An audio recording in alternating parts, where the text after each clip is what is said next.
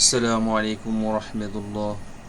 সম্মানিত ভিউয়ার্স, আল্লাহর এই দুনিয়ায় যে যেখান থেকে আজকের এই ভিডিও দেখতেছেন সবাইকে জানাই আন্তরিক শুভেচ্ছা। আজকের এই ভিডিওতে সবাইকে স্বাগতম।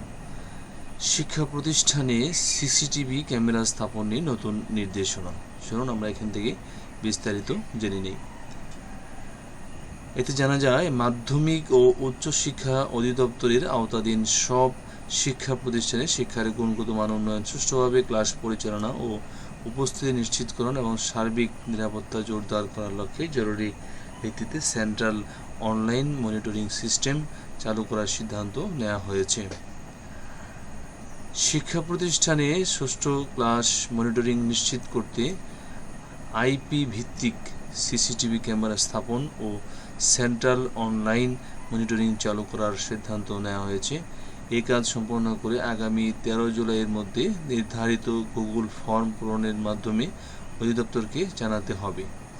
শুক্রবার 10 জুলাই মাধ্যমিক ও উচ্চশিক্ষা অধিদপ্তর এক চিঠিতে তথ্য জানায়। চিঠিটি সব আঞ্চলিক পরিচালক সহ সংশ্লিষ্টদের পাঠানো হয়েছে।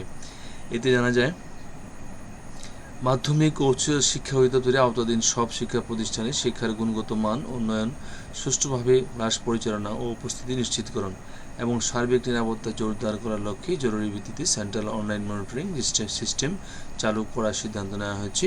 এই সিদ্ধান্ত বাস্তবায়নের লক্ষ্যে অধিদপ্তরের আওতাধীন সব শিক্ষা প্রতিষ্ঠানে সরকারি বেসরকারি প্রধানদের আগামী 13 জুলাই বিকেল 4টার মধ্যে নির্ধারিত গুগল ফর্মে তথ্য দেওয়ার জন্য নির্দেশ দেওয়া হয়েছে।